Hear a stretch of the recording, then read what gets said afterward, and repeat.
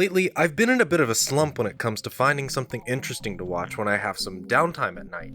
So, like usual, I was scrolling through the deep dark depths of YouTube and happened to stumble upon a video titled Welcome to the World of Maple 9 by the channel burgerScum. This video, though seemingly well produced, was quite short and it doesn't even last a minute.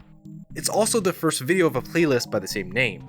So out of sheer curiosity, I decided to give the whole series a watch. And oh my goodness. I think I struck obscure analog horror gold. But what happens in this series that made me enjoy it so much? Well, let's talk about Maple 9.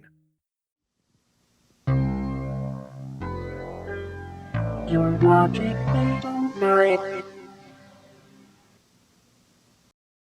The first video, Welcome to the World of Maple 9, starts out somewhat subtle. It's some woman driving down the road somewhere in small town Canada with some clips that show us a bit as to what will go down in the series. I'm leaving tonight.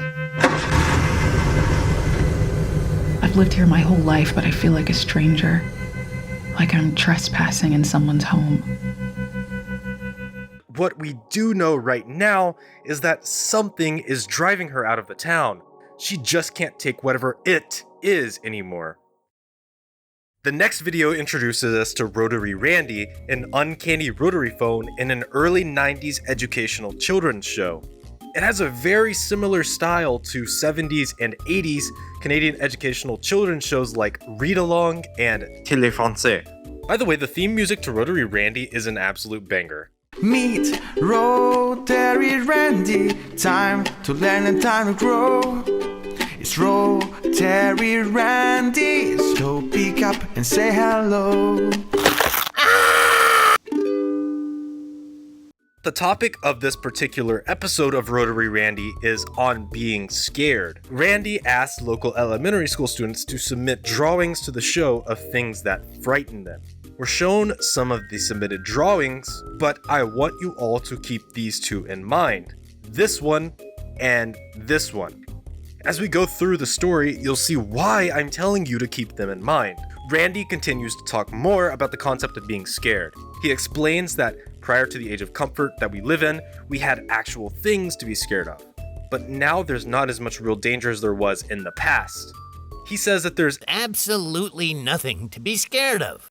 Yeah, sure, Randy. He ends off by saying that we have better things to worry about, and the real scary things are inflation, Quebec separatists, and our failing economy.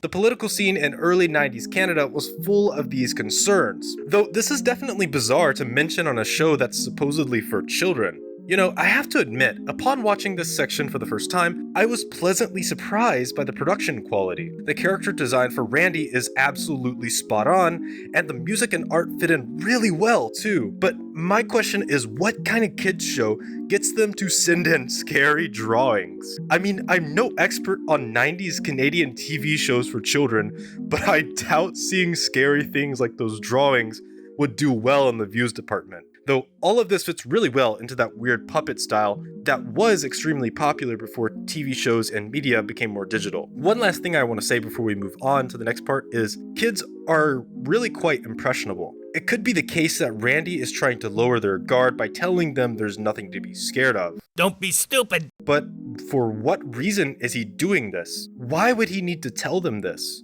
Well, I have a theory in mind, but we'll talk more about it later. So we say goodbye to Randy and we move on to the next video in the series titled Flatlanders.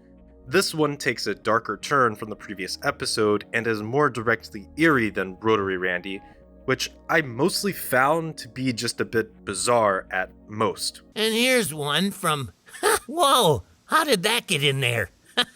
The stylistic approach in this part is different too, as it shifts to more of a documentary style recap of an event that went down. The two main characters are S. LeBlanc, an encryption and security worker for the Royal Canadian Mounted Police, and Jay Wolf, who does telecommunications for the same Canadian agency. Wolf gets a call in the middle of the night from his supervisor, hearing panicked thoughts about the Russians potentially making some kind of attack. I remember getting the call in the middle of the night. My supervisor was panicking. It's the Ruskies. It's the Ruskies. They're jamming us. The war is starting. The Cold War ended in 1991 alongside the collapse of the Soviet Union in the same year. So there were still real lingering fears of some kind of Russian attack on the West during this time. But they will go on to find something much scarier than Soviet interference. Both Wolf and LeBlanc are flown to a small town further north in Canada on the basis of a local radio station getting hijacked. The strange thing is that the signal was being overpowered by some kind of outside source. But according to LeBlanc, there isn't another station for miles, so there shouldn't be anyone who is able to interfere with the signal. Wolf and LeBlanc check into a local motel. This is where everything goes down, or at least the source of everything. It's just a shoddy motel with nothing particularly special. But hey, at least they have Pong in the lobby. It's quite old even for the early 90s, but it's still functional. I mean, that beats doing nothing all day. So they check the signals in question and they find them present on two local radio stations, 92.5 and 108.7.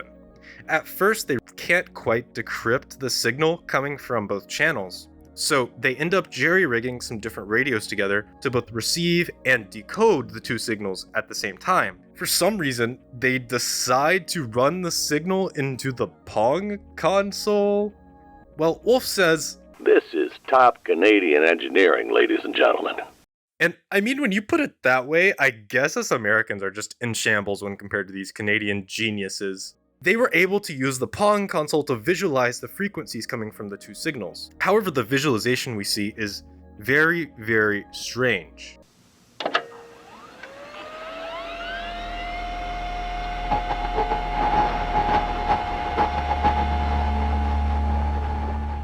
Though I wouldn't be surprised to find them in a console from the 70s, those aren't insects in the machine. The display shows a signal LeBlanc describes as almost biological. As they play on the console, the creatures in the signal somehow interact with the gameplay, as if the game were projected into their world. So for the next few days, LeBlanc and Wolf observed the creatures on the Pong console's display. Not knowing if this could cause any harm to anyone, they kept the console private and away from the public. However, the motel owner's son found and played with the console, unknowingly using the Pong ball to kill some of the creatures. It's unclear to me how a single pixel could disrupt a biological signal, but the creatures were highly reactive to the signal. In fact, too reactive. They began slicing Wolf and others at the subatomic level, causing these weird surface level cuts. It started out as almost a game because the cuts would heal so rapidly, but then tragedy strikes. Ma'am, please, try to stay calm. Are you hurt? I don't know. What happened? Can you check for breathing? I don't know. I just walked in and Ma'am, we're dispatching an ambulance. What is your address?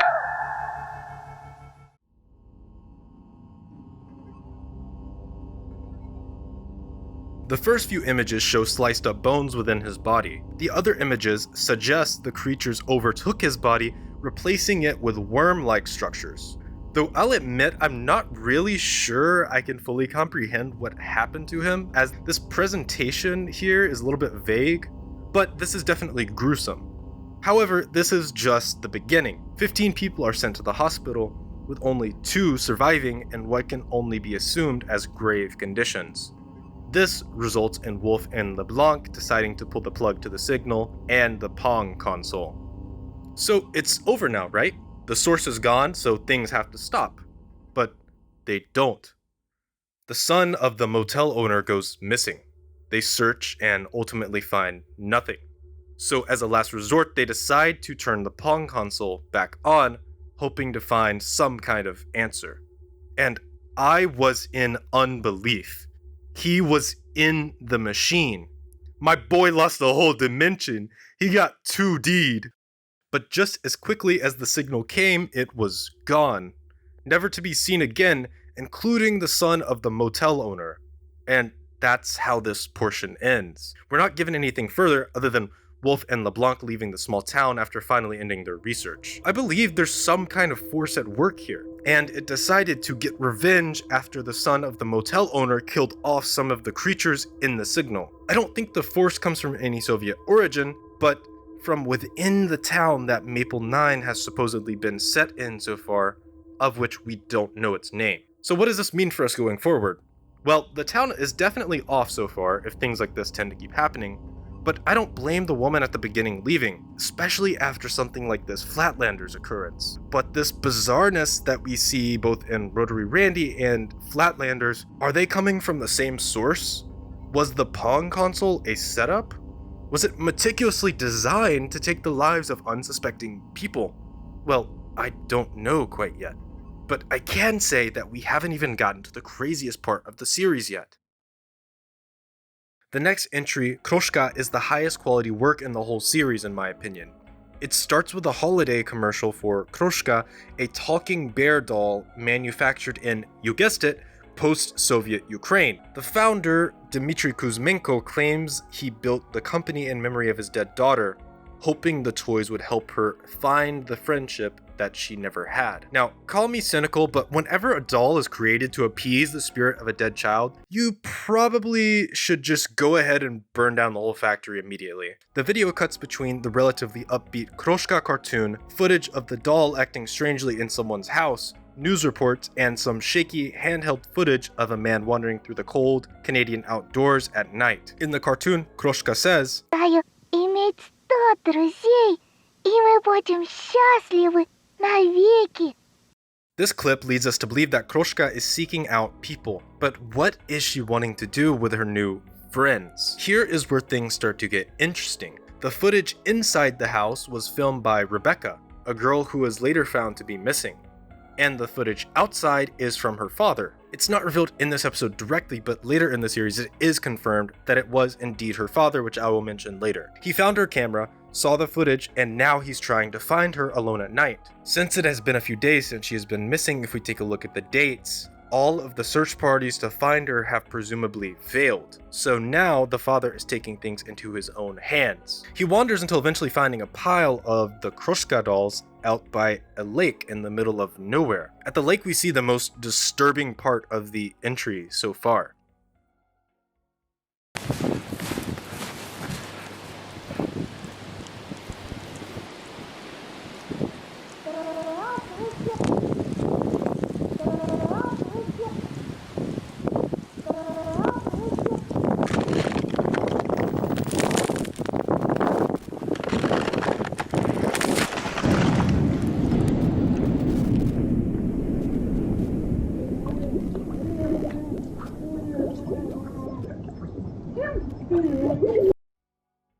A following news report reveals the lake's name is Hook Lake and 7 bodies have been recovered from it. So when Kroshka said that she wanted 100 friends to be happy with forever, she wasn't messing around. And at this rate, she might even hit that number by next week. Then we see one last scene from the Kroshka cartoon. А ты думаешь, что мы снова увидимся?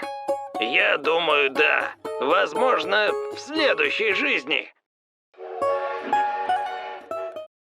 One last thing I want to point out is that the crocodile character says that he will see Kroshka again in another life. We are continuing to see what he said play out in this series. What I mean by that is this evil force in the universe of Maple 9 keeps coming back in different forms. First, we see it very subtly in the Rotary Randy show, just being wildly bizarre and even a bit scary for children. Then with the Flatlanders creatures taking the lives of many through radio signals, and now we're dealing with this whole Kroshka fiasco. Also, do you remember how I asked you to keep not 1 but 2 drawings from the Rotary Randy part in mind?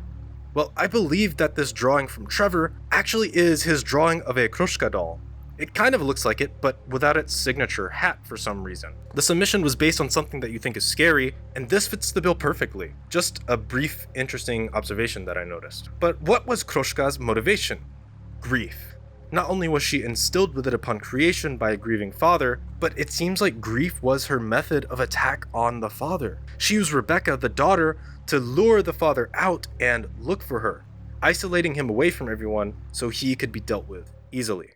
That now leaves us with the next video in the series, I'm Sorry. In this part, we're greeted with a special report in the news about Ashley Taylor, a student at the University of Toronto who was found dead after over a week of searching. She is believed to have taken her own life in a series of cases in targeted online harassment through instant messaging. In this series of cases, there is a user online by the name of IMSORRY linked to all of these deaths in this particular series of cases. The first real action we see is a girl named Emily booting up her computer.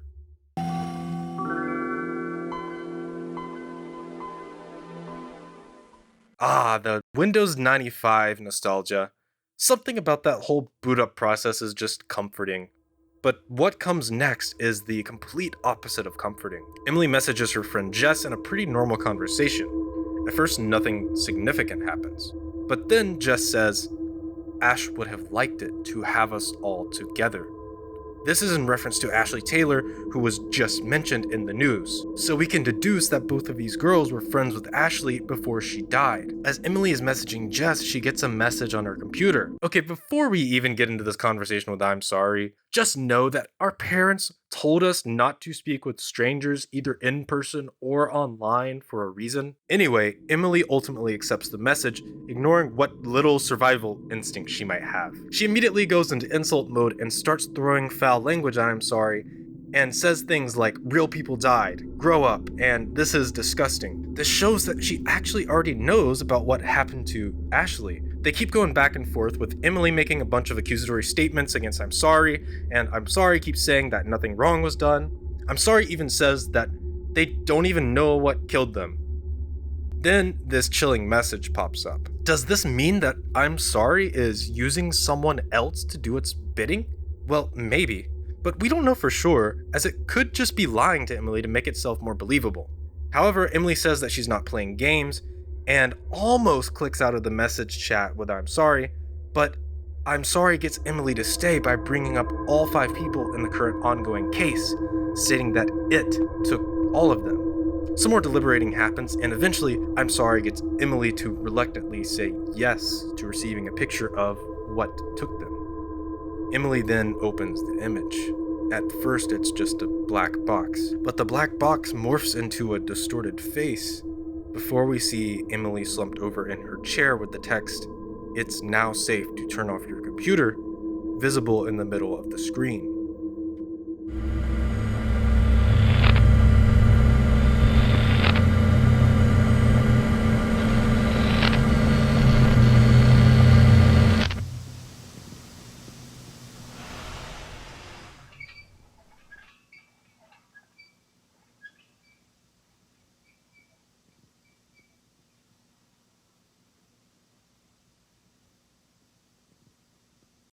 My theory on what this means is the entity that's been targeting people online like the 5 other cases has to have access to get to the outside world and affect someone physically. Once they get permission through that yes, then they have the ability to kill that person.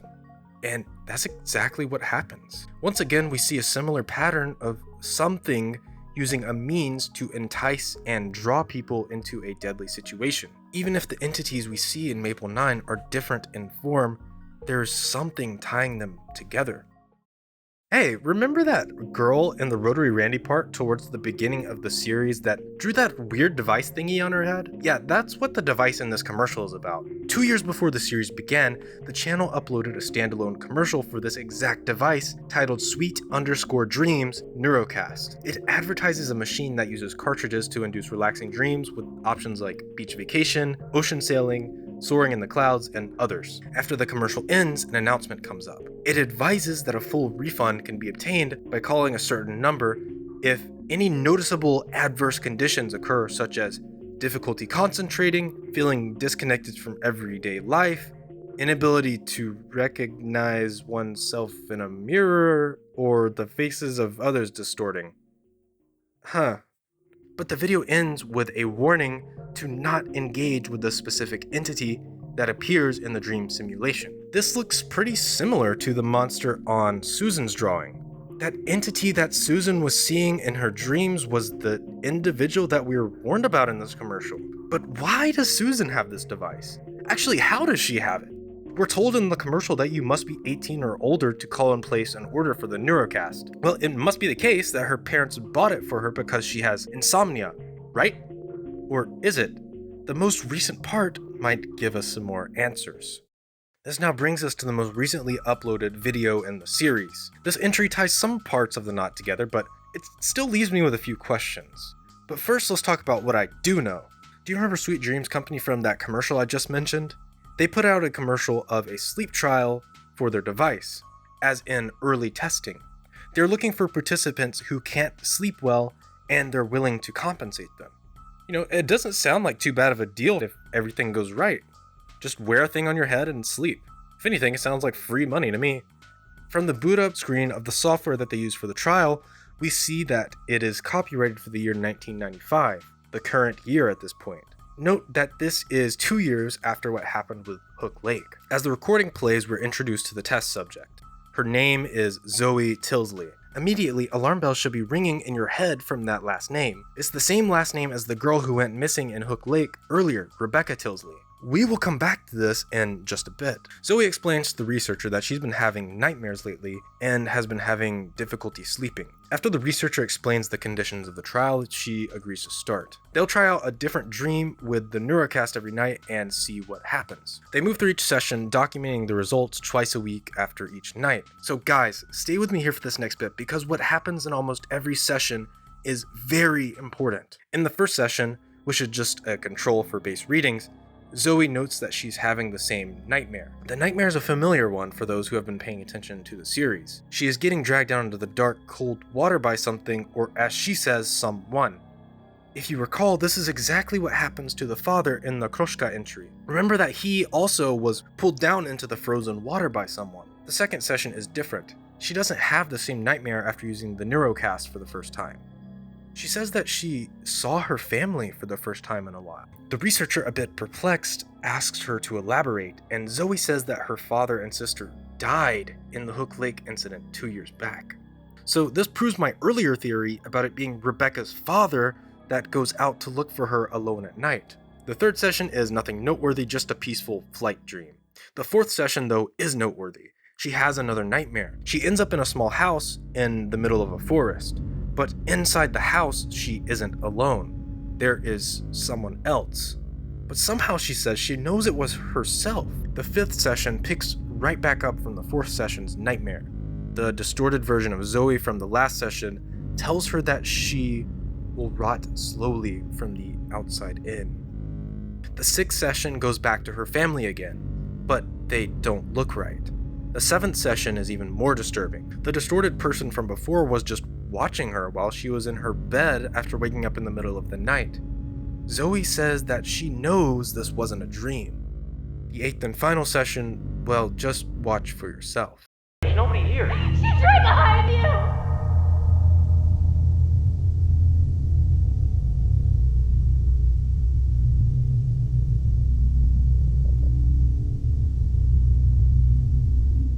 We also hear from other test subjects, with one guy saying, I'm not putting that thing back on if you paid me. with half of the testers dropping out as well. I don't blame them for dropping out after hearing what Zoe went through. A device that's supposed to make you relax during sleep makes you scared to ever be alone in your room at night. We see Zoe supposedly seeing the distorted version of herself before running in the same forest again. And the last clip is disturbing. We see her rotting, just like the person in the nightmare said. But how does this happen?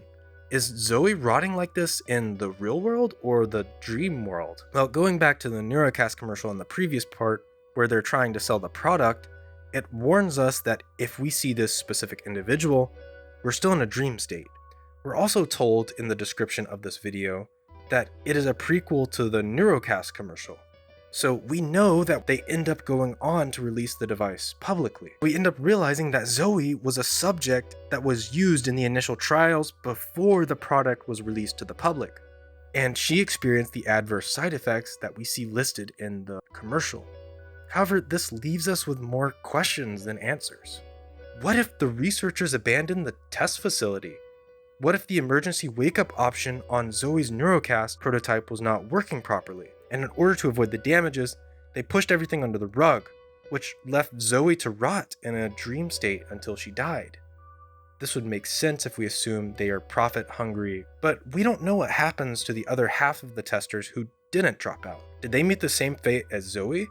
Is there some abandoned facility out there with a group of people hooked up to a prototype of this NeuroCast, rotting away? So, Maple 9 has a lot of events that seem to be loosely tied together.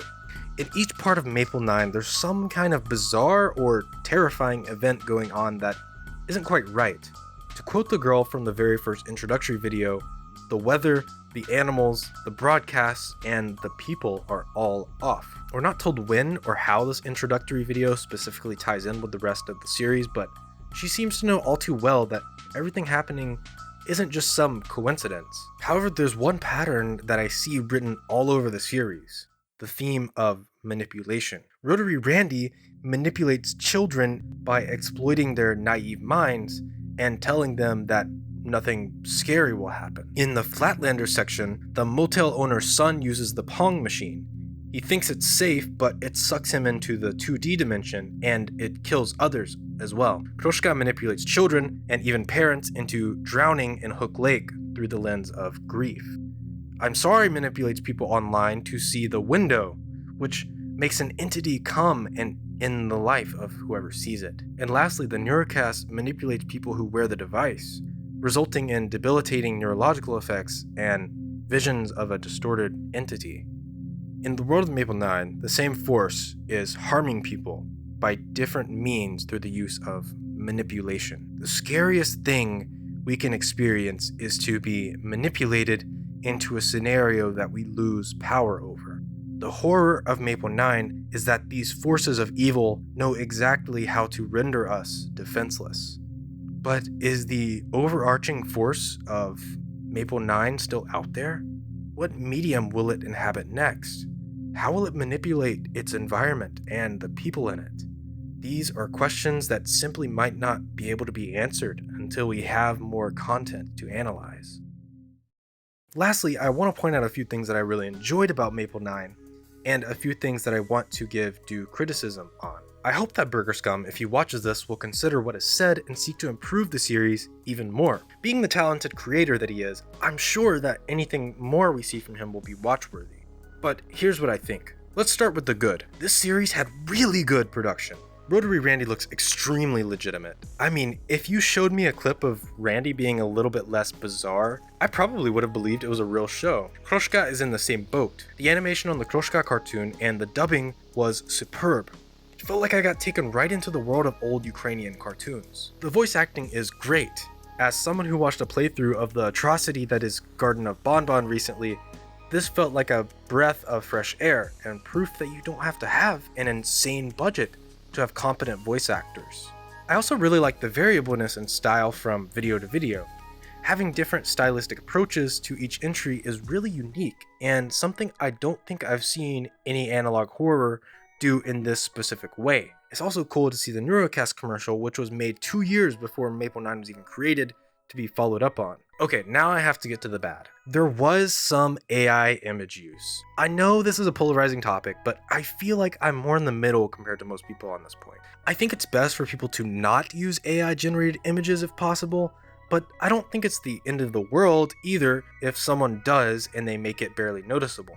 Though I would advise burgerScum, if he decides to continue this series, to eliminate as much of the AI as possible. Furthermore, in my opinion, the visual quality drops off a bit after the Kroshka part. The I'm sorry part is just a bunch of messages on screen, while Sweet Dreams uses a lot of the same visual assets over and over again. It could be more of a preference thing, but I enjoyed Rotary Randy and Kroshka much more from a visual standpoint than the rest of the series. I get that it's analog horror and not all of it is meant to be visually appealing in a conventional sense, but in this case, I don't think it's a bad idea to consider going back to the original style, or at least have some kind of elements of it moving forward.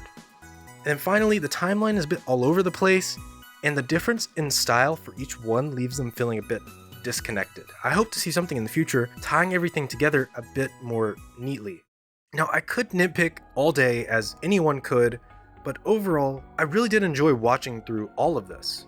Even though the series was started nearly 3 years ago at this point, I still think there's a lot of potential with it. I hope to see more in the future, as I am interested in following this series closely as it continues to develop. I also wanted to direct any viewers of my video that haven't watched Maple 9 yet to burgerScum's channel in the description. Finally, if you have any theories of your own on Maple 9, leave a comment and let me know what you think. I'm sure there are things that I didn't fully cover and might not have even considered. So if you enjoyed this video, please consider leaving a like and subscribing, as it will help me create more videos like this in the future. With all of that being said, my name is Aqueous, and that's all I have on Maple 9 for now. Until next time.